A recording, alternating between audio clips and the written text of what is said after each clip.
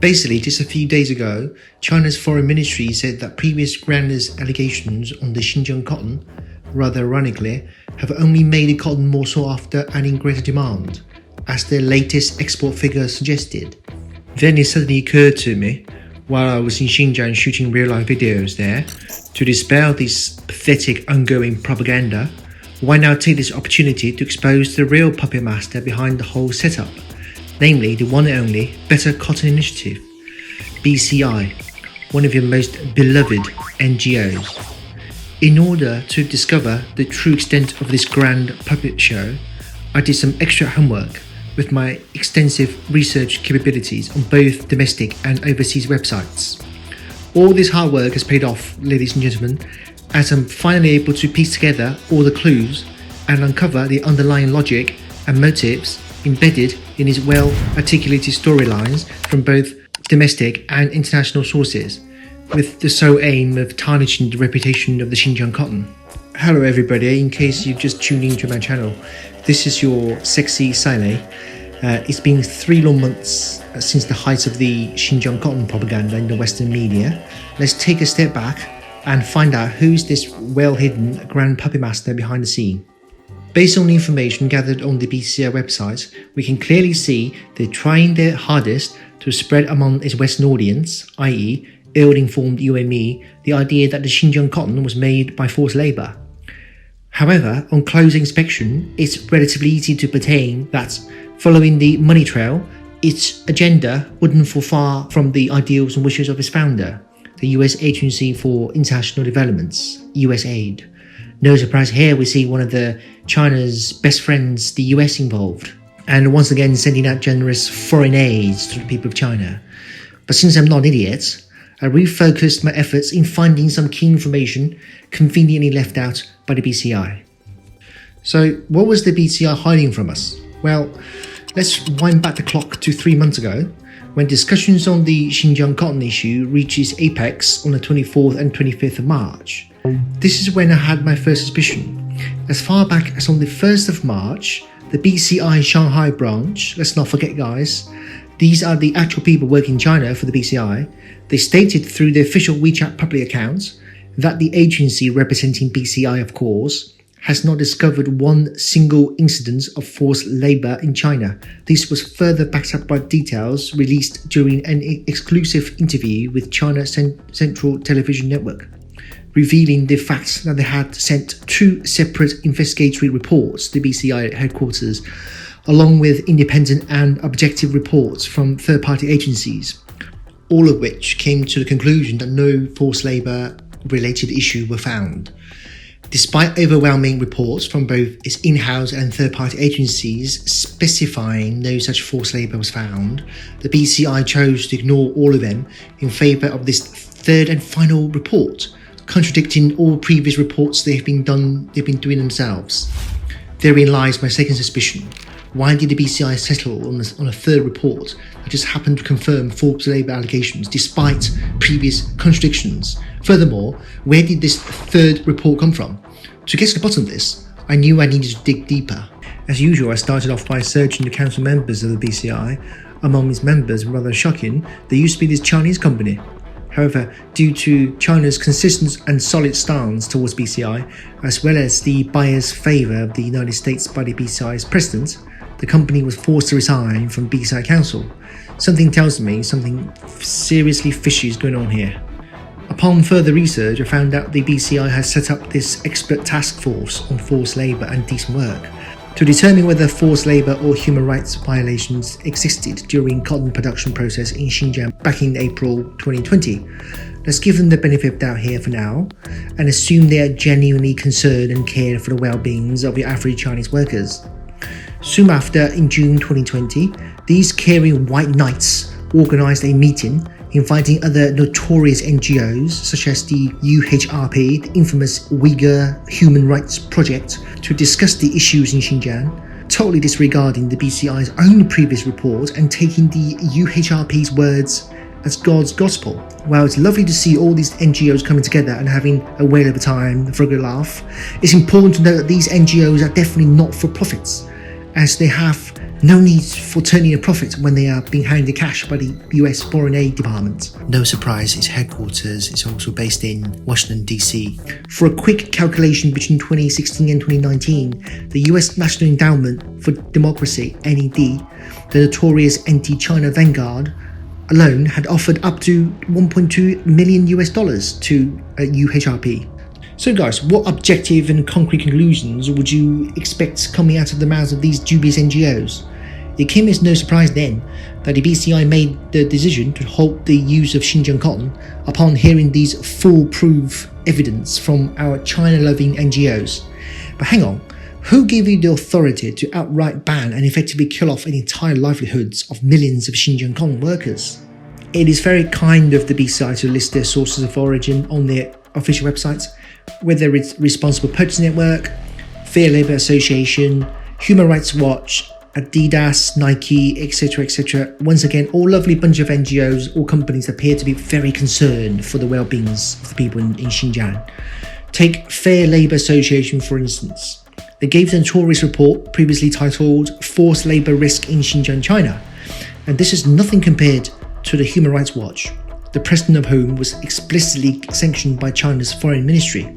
Guys, check out how hard these guys are working for the collective goal and their tireless efforts in helping the people of Xinjiang. On the contrary, Adidas actually dispatched 2 separate teams to Xinjiang to investigate these claims, and unlike those keen NGOs, Adidas chose silence upon hearing the results of their dispatch. I wonder why that's the case.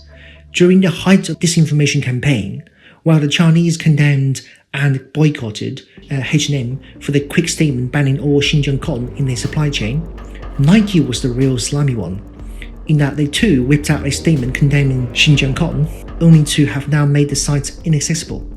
However, I still managed to uncover the records from Internet Archives. In addition, in the so-called statements on forced labor, human trafficking and modern slavery, I also discovered a new name, Verity.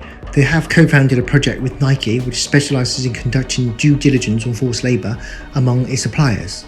It's no coincidence that the incumbent CEO of Verity turned out to be a board member of Responsible Purchasing Network, and what's more, he once served as director of standard at Fair Labor Association. These guys just simply hop from one NGO to the next. Speaking of revolving door guys, this might be the only way of ensuring consistency in the ideology across many NGOs. Now let's take a deep dive into this organization Verity, which claims itself to provide tools to help enterprises eliminate labor abuse. Well, that sounds familiar, doesn't it? Everybody, let's take a guess whether it's an NGO. I have this strong feeling more secrets will be revealed about this organization if I just keep digging. So I started by researching the founder of Verity. This witch has spared no effort in vilifying China, focusing exclusively on sensitive issues like Hong Kong, Taiwan, Tibet and Xinjiang. She has also secretly spent nearly 3 years in China and filmed the so-called human rights themed documentary. You can simply imagine how twisted the contents are based on the scenes of this movie, which bear resemblance to BBC's notorious Hell filter to defame China. I didn't bother to delve into the contents because lots of the scenes were filmed through hidden cameras. In a nutshell, the main star featured in this documentary has been living and working in Europe and has even got promoted in the NGO. Sounds like an easy immigration pathway to me, to a rich country. Since its founder is so keen on China, Verity must have established Chinese local office, but as I went on to find more about the team members, the official website was not publishing details of any of its overseas employees, citing protection of privacy. As my intervention got into a stalemate, it suddenly occurred to me that Verity might also have set up its own WeChat public account, just like its NGO peer, BCI China. Apparently, my gut instinct was correct. While I did find one such public account, the registration body was listed as Shenzhen Verity Supply Chain Management Co. Isn't it ridiculous that a so-called non-for-profit organization is registered as a for-profit company in China? But I'll have to admit, I'm impressed by Verity's impeccable foresight, because back in 2017, China enacted the law of the People's Republic of China on the administration of activities of overseas non-governmental organizations within the territory of China, which laid out a very clear set of rules on overseas NGOs. Public security departments of all levels are supervisors of this type of NGOs. Simply put, All actions of these NGOs should abide by rules of the local regulators, and activities should be filed on record in advance. Only this one clause of disclosing sources of funding used in events can effectively prevent ill-intentioned NGOs from fulfilling their evil deeds. So Verity chose to set up a company to circumvent these rules and dispatched Yao Wenjian, its Chinese representative, to set up this company. Apparently, Verity has made full use of their Chinese experts to investigate on topics like the so-called forced labor in Xinjiang on behalf of BCI. However, they have not dispatched a single person to conduct on-site investigations. On the contrary, they collected an army of anti-China materials through internet searches from the US Congress, Human Rights Watch, and World Uyghur Congress to draw invincible conclusions. By now, you should already be aware who is responsible for that third and most crucial report. With the backing of this report, the BCI seemed to have gained confidence, and its director of standards for the BCI, Damien Sanfilippo, told the BBC in an interview, "We've identified the risk that the poor rural communities in Xinjiang would be coerced into employment linked to this poverty alleviation program." Excuse me? What sort of nonsense is this? There is an old saying in Chinese, goes, "You simply cannot fake authenticity." Even John Sudworth, a BBC reporter, who has embarrassingly rushed to hide in China's Taiwan province less than 2 months after writing a lie-ridden piece on Xinjiang, and now facing the wrath of local Xinjiang cotton farmers whose economic livelihoods were put at risk by his biased reporting, even he is having a guilty conscience. What about Verity and the hardship it has caused for the people in Xinjiang reliant on local cotton trade? Impressed by Verity's precise and speedy attack on the Xinjiang cotton trade, I wonder if Verity has done this before many times. Turns out I was correct. He has long taken a stance in forced labor regarding China, and notably Xinjiang. For instance, the geographical area of China is marked red in a cotton map on Verity's US website, which indicates the existence of so-called forced labor and child labor. So now let's do a quick recap. The BCI, a not-for-profit organization which relies on membership fees to stay afloat, rather irrationally and quickly desperate to abandon the world's largest cotton market. Also, it liaised with another seemingly unrelated and therefore objective NGO, Verity, to produce a damning report on the Xinjiang cotton. How is this making any sense? What is the point, or rather, what do you get out of this by making these groundless allegations on Xinjiang? As a matter of fact, Verity has very close ties with the Bureau of Democracy, Human Rights and Labor of the US State Departments. They have jointly developed a website on socially responsible purchasing and supply tools, which provides Xinjiang reports that basically form a feedback loop from the State Department to tarnish the reputation of Xinjiang. In fact, Verity provided assessment tools for reports in July 2020 on so-called Xinjiang supply chain, forced labor, and other violations of human rights risk reports produced by the Xinjiang Supply Chain Business Advisory under the US State Department. What on earth does this website do? Well, it wants to define which manufacturers abide by the so-called human rights rules, just like how the WWF and the BCI decided which beans and cottons are environmentally friendly and allowed for member companies to import from, barring all the rest. The implication of this can be huge. They can find a random excuse and charge people for getting a verification, and likewise urge members to boycott certain merchants. Once these rules are established and recognized, certain countries will have an open excuse to restrict free trade from and to other countries. In the visible risk section of this website, China is labelled as where state-sponsored forced labour increasingly prevalent and intensified. Chilling thoughts if you realise that the US has been pushing for a so-called rule-based international order. Just as the Bureau of Democracy, Human Rights and the Labour of the US refused to publish the list of fund receivers, Verity also kept its mouth shut on China-related projects in the past few years. Definitely a coincidence. So basically, both Verity, which claims they really care about labour rights, as well as the BCI, of whom caring deeply for socially responsible cotton trade, are essentially funded by the US State Department. This ultimately makes them American mouthpiece, conducting ideological propaganda to the rest of the world, with the Bureau of Democracy, Human Rights and the Labour of the US on the left, and the US Agency for International Development on the right. They all combine to act like this behind-the-scene funders to many lovely-sounding NGOs, and through them, getting their propaganda message far and wide in every single country on earth. It is now clear to draw a conclusion that the US State Department has a strong desire to intervene in China's Xinjiang region, since they don't exactly want their hands dirty in this funny business of interfering in a sovereign country in an explicit manner. They chose to hide behind the back of some obscure Sunday NGOs, Verity and the BCI, to produce a damning report slandering Xinjiang cottons, forcing international companies to take sides, and ultimately choke off China's cotton and textile industries that has been vital to the Xinjiang local economy.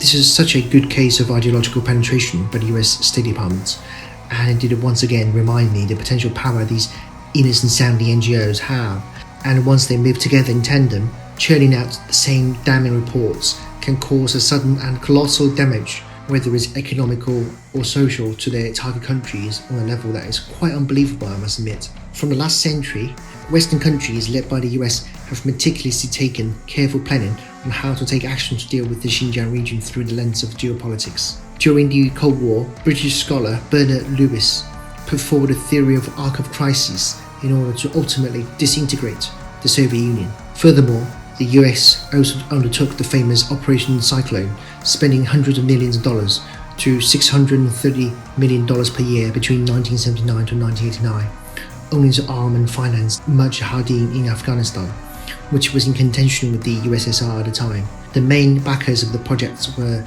CIA, MI6 and ISI. On a fun note, one of them turned against the US and ultimately started a full-on retaliation against the US. This hero/terrorist name? Osama bin Laden. If the Cold War has hindered the West's ability to fully intervene in Xinjiang's affairs, aka caring for your human rights and well-beings, China received the full attention after the collapse of the USSR. Using Xinjiang as leverage, actively and openly support separatists and even terrorist forces within China. This was further backed up by a CIA proposal back in 2003 titled, "The United States should not rule out the option to play the weaker card as a means to exerting pressure on China in the event of some future crisis or confrontation." In fact, this is exactly what they've been doing. One metric is rather telling.